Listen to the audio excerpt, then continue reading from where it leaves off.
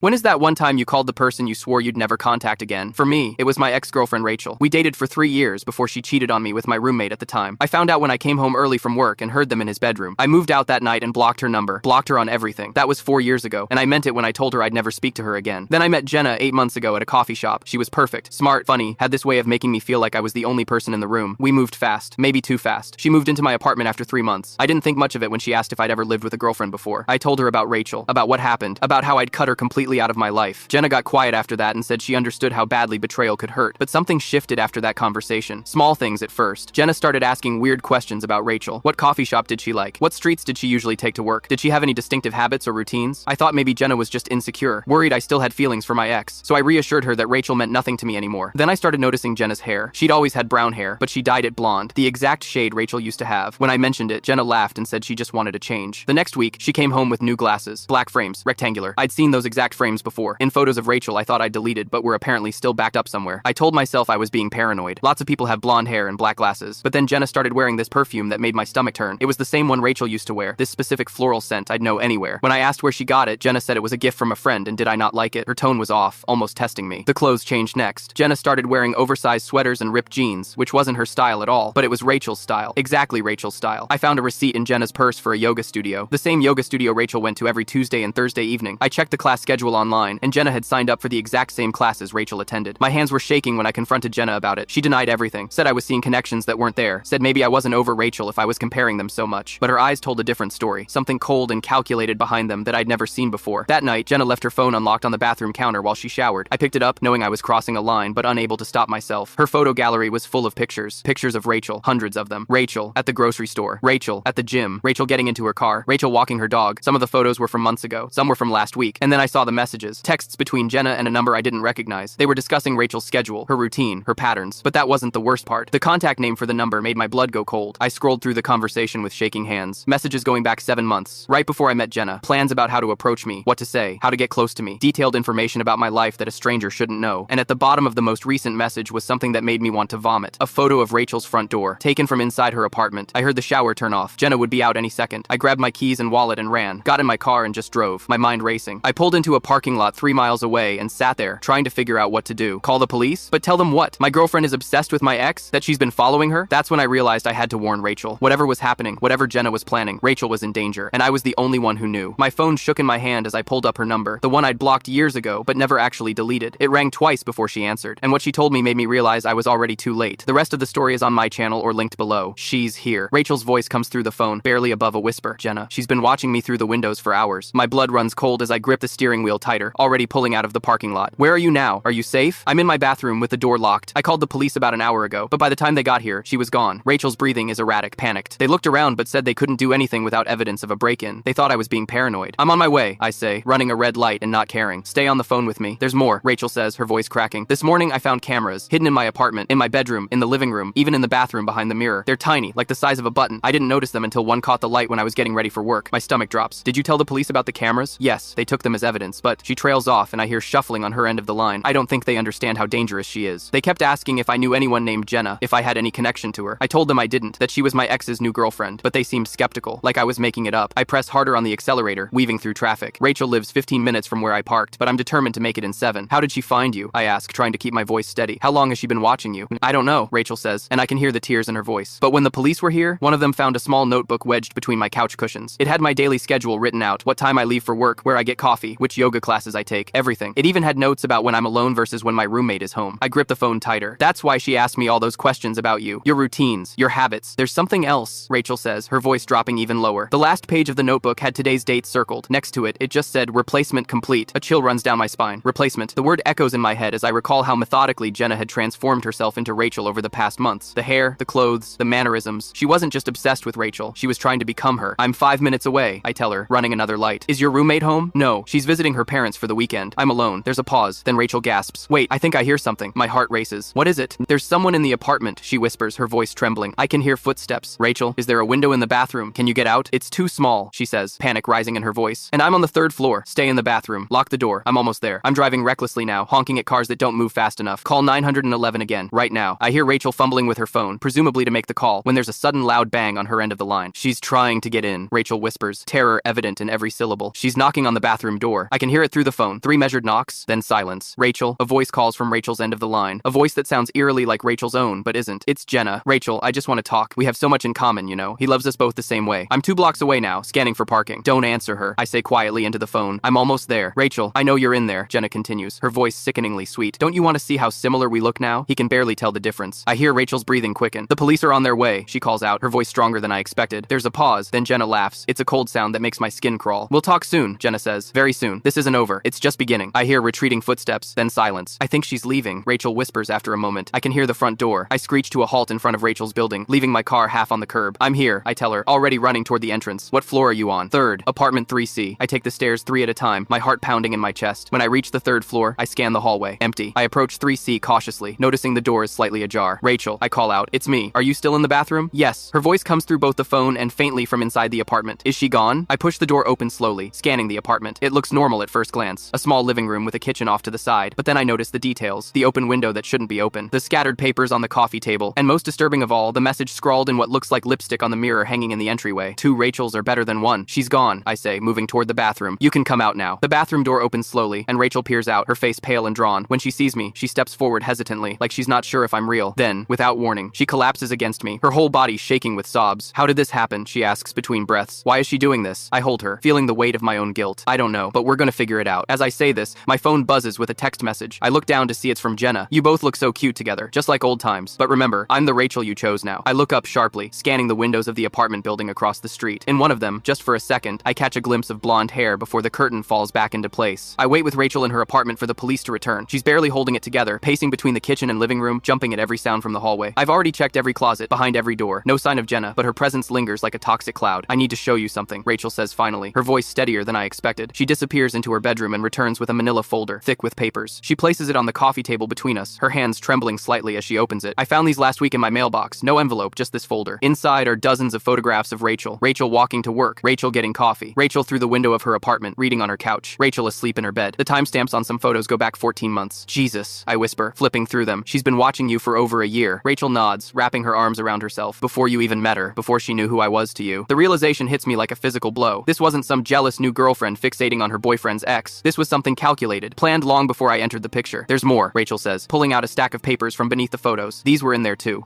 I scan the documents, my stomach dropping with each page. Medical records, detailing Rachel's allergies, medications, even her therapy sessions, bank statements, work evaluations. A copy of her birth certificate. How did she get these? I ask, though I already know the answer. Jenna worked in medical records at the university hospital. She had access to databases most people couldn't touch. A knock at the door makes us both freeze. Rachel looks at me, panic flashing across her face. Police, calls a voice from the hallway. Miss Winters? We're back with the forensics team. I check through the peephole before opening the door. Detective Martinez enters with 2 officers in uniform and a woman carrying what looks like a field kit. We found something, Martinez says without preamble. She's holding a tablet, which she turns to show us. Your neighbor across the hall had a doorbell camera installed last month. Look, the footage shows Jenna approaching Rachel's door 3 nights ago, wearing gloves and carrying a small bag. She looks directly at the camera and smiles before disabling it. She knew it was there, I say. She wanted us to see her, Martinez corrects. This isn't someone trying to hide. This is someone putting on a show. The forensics tech begins dusting for prints while Martinez continues. We've been looking into Miss Chen's background. She's accessed your medical records multiple times over the past year, Miss Winters. That's a federal offense. And we found evidence she's been monitoring your financial transactions. Rachel sinks onto the couch. How is this happening? I didn't even know her until 3 weeks ago. I look up sharply. What do you mean, 3 weeks ago? You've met her? Rachel's face crumples. She approached me at the gym, said she was new to the building and looking for workout partners. We had coffee twice. She seemed normal, nice, even. She asked a lot of questions about my life, my job. I thought she was just being friendly. The betrayal hits me in waves. While Jenna was living with me, sleeping in my bed, she was secretly meeting with Rachel, gathering more information, playing both of us. Martinez's phone rings, and she steps away to answer it. When she returns, her expression is grim. We just searched Miss Chen's apartment. The lease was paid through next month, but it's been cleared out. Almost everything's gone. Almost? I ask. There's a wall in the bedroom. It's covered with photos of both of you. Hundreds of them, going back at least 18 months. Some appear to be surveillance photos. Others are social media screenshots. They're arranged in some kind of timeline. Rachel makes a small, wounded sound beside me. That's not all, Martinez continues. There were notes, detailed observations about your habits, your preferences, and there was a calendar marking specific dates for what she called the transition. The transition? I echo. The dates correspond with when she changed her appearance. Martinez explains. Hair color on this date, new wardrobe items on these dates, even notes about speech patterns and mannerisms she wanted to adopt. I think about how methodically Jenna transformed herself over the months we were together. How she'd dye her hair, then claim she'd always been that shade but used temporary darker colors before. How she'd adopt Rachel's phrases, then insist she'd always talked that way. There's something else, Martinez says, hesitating. We found medical textbooks, pages marked about surgical procedures, facial reconstruction, identity assumption techniques. Rachel's hand finds mine, gripping it tightly. You think she was planning to? I can't even finish the sentence. We don't know what she was planning, Martinez says carefully. But given the evidence, we're treating this as a serious threat. The forensics tech approaches with her findings. We've got prints all over the apartment that don't match either of you. They're on the window frames, door handles, even the bathroom mirror, and we found 3 more cameras. One in the bedroom light fixture, one in the kitchen vent, and one in the living room smoke detector. Rachel makes a choked sound. She's been watching me everywhere. There's something else, the tech says, holding up a small plastic bag containing what looks like a button. We found this in your bedroom, Miss Winters. It's not a camera, it's a microphone, military grade. She wasn't just watching you, she was listening too. Martinez's phone rings again. This time, when she returns, she looks directly at me. We just got a report from your landlord. Someone broke into your apartment 20 minutes ago. Neighbors reported a blonde woman matching Miss Chen's description, leaving with several bags. My mind races to what Jenna might have taken, what else she might have planted in my home. I need to go check. I start to stand, but Martinez cuts me off. We've already dispatched officers. For now, I need both of you to stay here where we can protect you. Rachel looks up, her face pale. What does she want from us? Martinez glances between us. Based on the evidence, Miss Chen doesn't just want to know about your lives. She wants to replace one of you in the other's life. The question is why, and who else might be involved? What do you mean, who else? I ask. The surveillance equipment we found is expensive, sophisticated. The access to records goes beyond what she could do alone. And the planning. Martinez shakes her head. This level of obsession and resources suggests she might not be working alone. As if on cue, both Rachel's phone and mine chime with incoming texts. We look at each other, then down at our screens. The same message appears on both. The replacement isn't complete. It's just beginning. See you both very soon. The number is blocked, but we all know who it's from. Rachel's hand tightens around mine as Martinez immediately gets on her radio, calling for patrol cars to sweep the area. But somehow I know they won't find her. Jenna is too careful, too calculated. And whatever game she's playing, we're still in the opening moves. Both our phones buzz at the exact same moment. Rachel and I exchange a glance before looking down at our screens. The message is identical on both phones. Coffee, where it all began. 1 hour, come alone or I start releasing the videos. My stomach drops. Detective Martinez looks over my shoulder at the text. It's from a burner number, she says, already typing into her tablet. But this is good. She's making contact. We're not actually meeting her, are we? Rachel asks, her voice tight with fear. Martinez's expression hardens. No, you're not meeting her. We are. She turns to one of the uniformed officers. Call it in. I want plain clothes at Groundwork Coffee in 30 minutes. Full surveillance setup. I blink in surprise. How did you know which coffee shop? You mentioned it in your statement, where you met Jenna 8 months ago. Martinez is already moving, coordinating with her team. This is textbook. She's choosing familiar ground where she feels in control. Rachel's hand finds mine, squeezing so hard it hurts. I can't face her. Not after seeing all this. She gestures to the photos spread across her coffee table, images of herself sleeping, changing clothes, living her life under constant surveillance. You don't have to, I assure her, though my own heart is racing. The police will handle it. Martinez returns, her face serious. Actually, I think you both should be there. What? Rachel and I say in unison. Not directly. You'll be in a surveillance van, safely out of sight. But we need to draw her in, make her comfortable enough to talk. Martinez leans forward. This is our chance to understand what she's doing and why. And if she has accomplices, as we suspect, this might be our only opportunity to identify them. An hour later, Rachel and I are sitting in the back of an unmarked van, watching live feeds from hidden cameras inside Groundwork Coffee. The place is busy for a Tuesday afternoon. Martinez points out 3 plainclothes officers positioned throughout the cafe, a woman with a laptop near the window, a man reading a newspaper by the door, and a barista behind the counter who isn't actually a barista. She's late, Rachel whispers, checking her watch for the 5th time. That's part of her control strategy, Martinez explains, making you wait, building anxiety. Just as she says this, the bell above the door chimes. I feel Rachel stiffen beside me as Jenna walks in. Oh my god, Rachel breathes, her hand flying to her mouth. Jenna is wearing a pale blue sundress with a white cardigan, exactly what Rachel was wearing the night I found her with my roommate. Her hair is styled the same way Rachel's was, her makeup identical. She even has the same small silver necklace with a crescent moon pendant that Rachel always wore. She's recreating it, I say, the realization hitting me like a physical blow. The night we broke up, Martinez leans forward, studying the monitors. This is more elaborate than we thought. On screen, Jenna takes a seat at a table near the back, positioning herself so she can see both the entrance and the emergency exit. She orders a drink without looking at the menu, Rachel's usual order, I realize with a chill. She's texting someone, Martinez notes, nodding to one of her officers who immediately begins typing on a laptop. Both Rachel's phone and mine buzz simultaneously again. I see you brought friends. That wasn't the deal. You have 60 seconds to come inside alone or I leave. Forever. Martinez is already on her radio. Hold positions. Do not approach. What do we do? I ask, panic rising. We can't let her leave. We need answers. Martinez considers for a moment, then turns to me. Go in. Wear this. She hands me a small earpiece. We'll be listening. Just keep her talking. Rachel grabs my arm. No, it's too dangerous. You don't know what she's capable of. We have officers all around you, Martinez assures me. At the first sign of trouble, we move in. I take a deep breath, insert the earpiece, and step out of the van. The walk to the coffee shop door feels like the longest of my life. Through the glass, I can see Jenna sitting calmly, stirring her drink, looking exactly like Rachel did 3 years ago. It's uncanny, unsettling in a way that makes my skin crawl. The bell chimes as I enter. Jenna looks up and smiles. Rachel's smile, but not quite right. There's something cold behind her eyes. You came alone, she says as I approach her table. Smart choice. I sit across from her, trying to keep my breathing steady. What do you want, Jenna? She tilts her head, studying me. Interesting question. What I want is what you wanted 3 years ago. What you threw away. She gestures to herself. I fixed what was broken. I became the better version. By stalking Rachel, by installing cameras in her home, I keep my voice low, conscious of the other patrons around us. Jenna laughs, a sound that doesn't match her appearance. Rachel was just one of many. Did she tell you she wasn't special? That she wasn't the first?